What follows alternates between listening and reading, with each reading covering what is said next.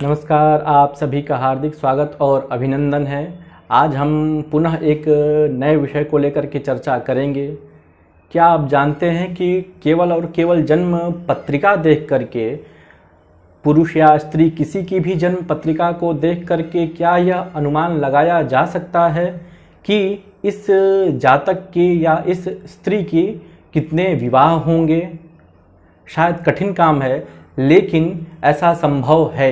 केवल और केवल जन्म कुंडली को देख करके, उनकी ग्रह स्थितियों को देख करके, एक विशेष रूप से उसकी गणना करके यह अनुमान लगाया जा सकता है कि अमुक जातक के कितने विवाह होंगे। मतलब 2 विवाह होंगे, 3 विवाह होंगे या 4 विवाह होंगे, कितने विवाह होंगे, यह उसके जीवन काल में कितने विवाहों की संख्या होगी, केवल और केवल कुंडली देख करके उसका स्पष्ट रूप से परिज्ञान किया जाता है। और यह वास्तव में वर्तमान परिदृश्य में विशेष रूप से घटित होता है। पहले भी प्राचीन कालों में भी ऐसी स्थितियां थी और प्राचीन ग्रंथों में भी इस प्रकार का वर्णन प्राप्त होता है कि अमुक जातक के कितने विवाह होंगे। पहले के जो राजा महाराजा होते थे, चाहे जो धनी वर्ग के लोग होते थे, वह 2 विवाह 3 विवाह इत्यादि करते थे ही। और जो क्षत्रिय विशेष लोग होते थे, क्षत्रिय जाति से संबंधित जो लोग होते थे, वह भी 2-3 इत्यादि विवाह करते थे। या कुछ ऐसी स्थितियां उत्पन्न हो जाती थी, जैसे प्रथम पत्नी का किसी प्रकार से देहावसान हो जाए, कोई रोग से, दुर्घटना से मृत्यु हो जाए, तो ऐसी स्थिति में पुनः दूसरे विवाह की आवश्यकता होती थी। मतलब कोई सी भी ऐसी परिस्थितियां तो उत्पन्न होती होंगी प्राचीन काल में, और वर्तमान समय में भी उत्पन्न होती हैं, जिसके कारण से जातक को या स्त्री को पुनर्विवाह करना पड़ता है। तो आज हम उसी की चर्चा करेंगे, शास्त्रीय प्रमाणों के आधार पर और उदाहरण के आधार पर। शास्त्रीय प्रमाण तो प्रभूत उपलब्ध होते हैं ज्योतिष वाङ्मय में, किंतु उनका प्रैक्टिकल जो होता है, उनका जो स्पष्ट रूप से जो प्रायोगिकीकरण होता है, उसके द्वारा आज हम समझेंगे। तो आज का हमारा शीर्षक है कि विवाह संख्या कितनी होगी, उसका परिज्ञान किस प्रकार से किया जाएगा। तो सबसे पहले हम बात कर लेते हैं, वराह मिहिर ने इस विषय में कुछ ऐसे स्पष्ट सूत्र दिए हुए हैं जिनको स्मरण कर लेने मात्र से आप यह बता पाएंगे कि अमुक जातक के कितने विवाह होंगे। वस्तुतः इसके कुछ परिहार भी होते हैं, मतलब कुंडली में कुछ ऐसे योग भी बनते हैं जिनके कारण 2-3 जो विवाह होते हैं वह रुक जाते हैं, मतलब उनका परिहार हो जाता है, दोष का परिहार हो जाता है। तो इसको आचार्य वराह मिहिर ने पुनर्भू नामक दोष कहा हुआ है। वर्तमान समय में आप अपनी ओर चारों ओर देख सकते हैं कि किस प्रकार से प्रतिदिन जो तलाक के केस आ रहे हैं, डाइवोर्स के जो केस आ रहे हैं, संबंध विच्छेद हो रहे हैं, लोगों की जो मानसिकता आज के परिप्रेक्ष्य में जो दिखाई दे रही है, सहनशीलता बिल्कुल कम हो चुकी है। पति और पत्नी में जो धैर्य होता है, वह धैर्य बहुत ही हद तक गिरता हुआ नजर आ रहा है। इस कारण से यह तलाक जैसी स्थितियां और ज़्यादा उत्पन्न हो रही हैं। ईगो की बहुत बड़ी समस्या लोगों के अंदर आ जा रही कि उसने हमारे आत्मसम्मान को चोट पहुंचाया, हमारे आत्मस्वाभिमान को चोट पहुंचाया, हमारे परिवार के बारे में ऐसा कहा। और जो एक मिसअंडरस्टैंडिंग होती है, मतलब दोनों के विचारधाराओं में जो परस्पर जो मतभेद होता है, वह समय पा करके बहुत बड़ा हो जाता है। फिर संबंध विच्छेद हो जाता है। संबंध विच्छेद होने के पश्चात पुनः दूसरे विवाह करने की उत्कंठा ऐसे पुरुष और स्त्री में उत्पन्न हो जाती है। तो इस विषय में प्राचीन काल में भी ऐसी स्थितियां होती थी। तलाक नहीं होते थे, कुछ अन्य योग होते थे, मतलब कुछ अन्य घटनाएं हो जाती थी, मतलब कुछ अन्य परिस्थितियां उत्पन्न हो जाती थी, जिसके कारण से दूसरा विवाह करना पड़ता था। क्योंकि बहुत सारे ऐसे परिहार भी बताए गए हैं, उपाय भी बताए गए हैं हमारे शास्त्रों में। तो प्राचीन कालों में भी ऐसे बहुत सारे उदाहरण आपको मिलेंगे।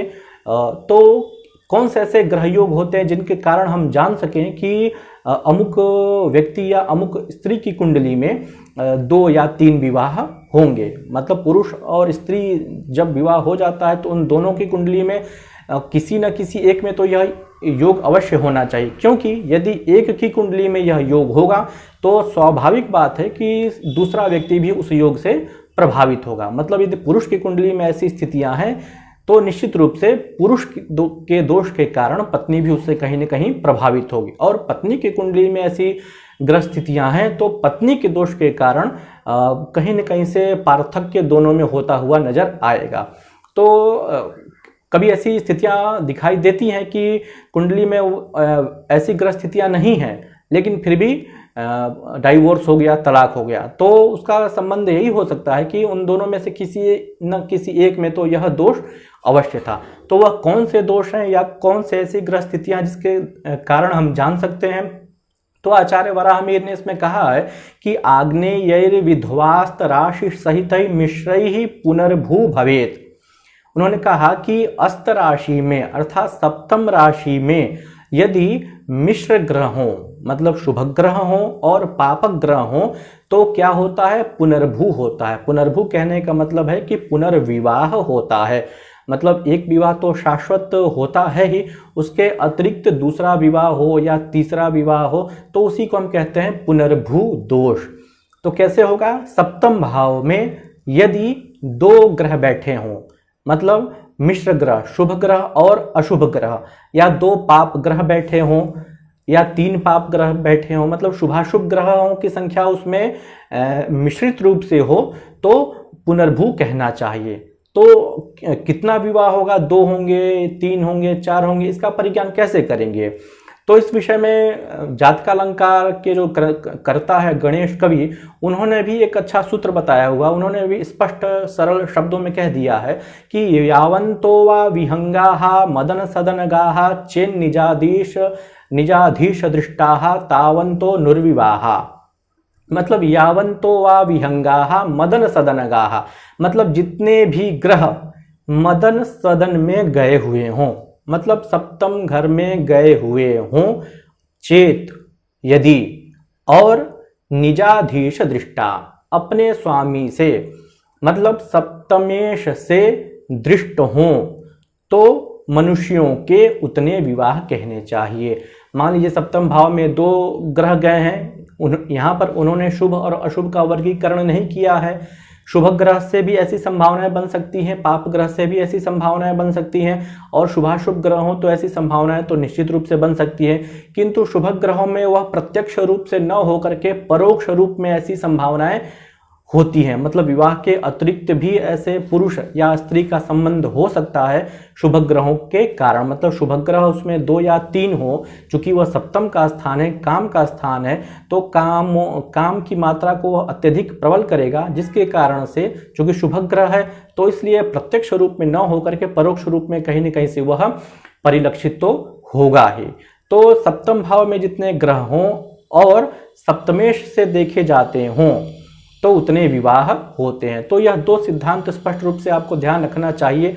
बहुत ही सरल सूत्र है और बहुत ही सटीक सूत्र है कि सप्तम भाव में जितने ग्रह हों उतने विवाह होते हैं, लेकिन सप्तमेश उनको देख रहा हो। वह दृष्टि कोई सी भी हो सकती है, 1 चरण की दृष्टि हो सकती है, 2 चरण की दृष्टि हो सकती है और 3 चरण की दृष्टि हो सकती है। मतलब प्रथम और द्वितीय चरण की दृष्टि प्रभावी होगी, लेकिन तृतीय और चतुर्थ चरण की दृष्टि तो निश्चित रूप से प्रभावी होगी ही होगी। तो सप्तमेश से दृष्ट जितने भी ग्रह सप्तम भाव में हों उतने विवाह होते हैं, और सप्तम भाव में जितने ग्रह हों उतने विवाह मनुष्य के कहने चाहिए। इसी प्रकार से सप्तमेश भी ऐसा प्रायोगिक रूप में देखा गया, संस्था के द्वारा अध्ययन करने के पश्चात ऐसा व्यवहार में देखा गया है कि सप्तमेश भी यदि 2-3 ग्रहों के साथ युक्त है तो निश्चित रूप से 2 या 3 विवाह होते ही हैं। एक विवाह से अतिरिक्त विवाह होता ही है। वह विवाह हो सकता है डाइवोर्स होने के पश्चात हो, या पत्नी मृत हो जाए, या फिर विवाह से अतिरिक्त संबंध होने के कारण कुछ ऐसी स्थितियां उत्पन्न हो जाएं कि पुनर्विवाह करना पड़े, दूसरा विवाह करना पड़े। मतलब कोई न कोई ऐसी स्थिति तो अवश्य बनेगी, उन्हीं को यह ग्रह जो है सूचित करते हैं। तो एक हम उदाहरण ले लेते हैं और उस उदाहरण के माध्यम से इस बात को समझने का प्रयास करते हैं कि यह कुंडली में ऐसा योग घटित क्यों हुआ। तो उसके लिए एक जन्म पत्रिका का अध्ययन हम करते हैं। आप यह कुंडली देख सकते हैं। यह एक स्त्री जातक की कुंडली है और उनका जन्म विवरण आप सभी के समक्ष प्रस्तुत है। 1 मार्च 1989 को शाम के 7:03 और धनबाद का जन्म स्थान है। इनकी जब हम जन्म कुंडली खोलते हैं तो देखते हैं कि इनका लग्न है कन्या और इनकी राशि है वृश्चिक। सप्तम भाव पर हम दृष्टिपात करेंगे क्योंकि सप्तम भाव से ही विवाह का विशेष रूप से विचार किया जाता है। तो सप्तम भाव में हम देखते हैं तो सप्तम भाव में इनके कोई ग्रह नहीं है। मीन राशि है, मीन राशि का स्वामी जो होता है बृहस्पति होता है, वह 9वें भाव में मंगल के साथ बैठा हुआ है। तो वराह ने जो सूत्र बताया कि सप्तम भाव में शुभाशुभ ग्रह हो तो पुनर्विवाह होता है, किंतु यहाँ पर लग्न के अनुसार तो यह स्थिति उत्पन्न नहीं हुई। अब हम चंद्र से देखेंगे। स्त्री की कुंडली में चंद्र से विशेष रूप से देखना चाहिए। वस्तुतः पुरुष की कुंडली में भी लग्न से और चंद्र से दोनों से तो देखना ही चाहिए, लेकिन विशेष रूप से स्त्री की कुंडली में चंद्रमा से देखना चाहिए। तो जब इसको हम चंद्र कुंडली से देखेंगे तो सारी बातें बिल्कुल स्पष्ट हो जाएंगी, पानी की तरह साफ हो जाएंगी।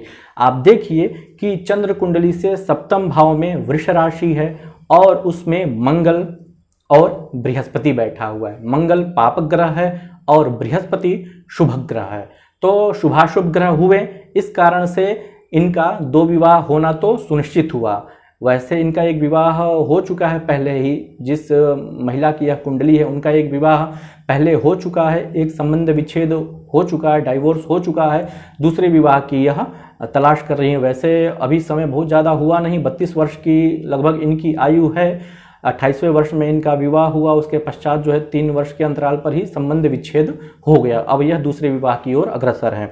तो चंद्र कुंडली से आपने देखा कि चंद्र कुंडली से सप्तम में बृहस्पति और मंगल दोनों आ गए, शुभाशुभ ग्रह दोनों आ गए।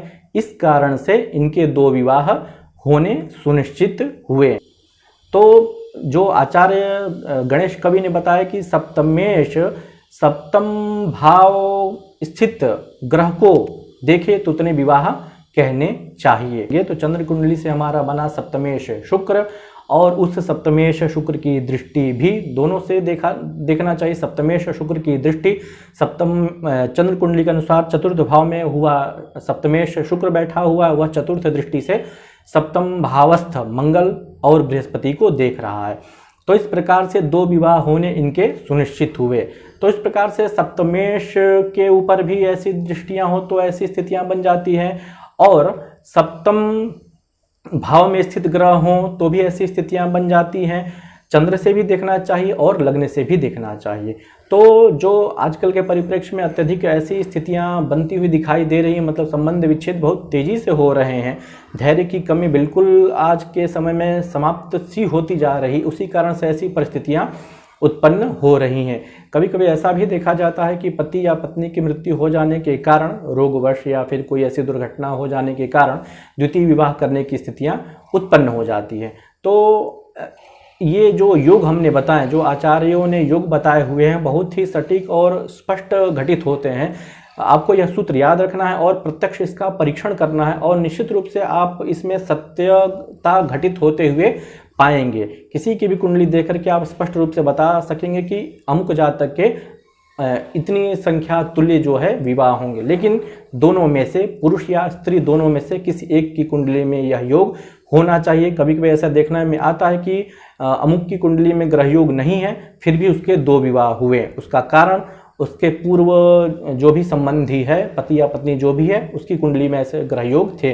क्योंकि पति और पत्नी दोनों के ग्रह योग आपस में क्या कहते हैं, फलादेशों को परिवर्तित करते रहते हैं। पुरुष के जो भी शुभाशुभत्व फल हैं वह पत्नी में भी घटित होते हुए दिखाई देते हैं, और पत्नी के भी जो भी शुभाशुभत्व फल हैं वह पुरुष में घटित होते हुए दिखाई देते हैं। ऐसा वराहमिहिर ने कहा हुआ है। तो आपको यह अवश्य विचार करना चाहिए कि कितने विवाह होंगे, और उनका विशेष रूप से निदर्शन भी करना चाहिए।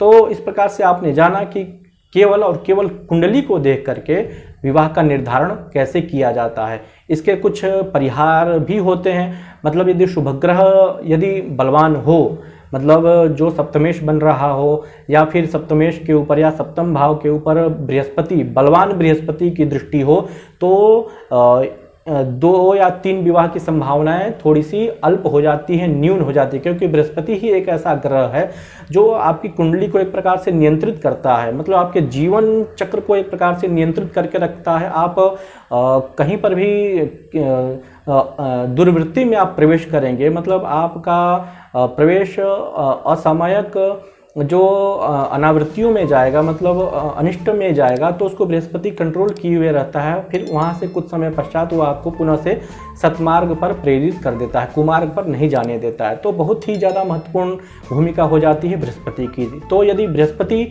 सप्तम भाव को देख रहा है, सप्तमेश को देख रहा है, तो ऐसी स्थिति में द्वितीय विवाह की संभावनाएं बहुत ही ज़्यादा न्यून हो जाती हैं, संबंध किसी न किसी प्रकार से बच जाता है।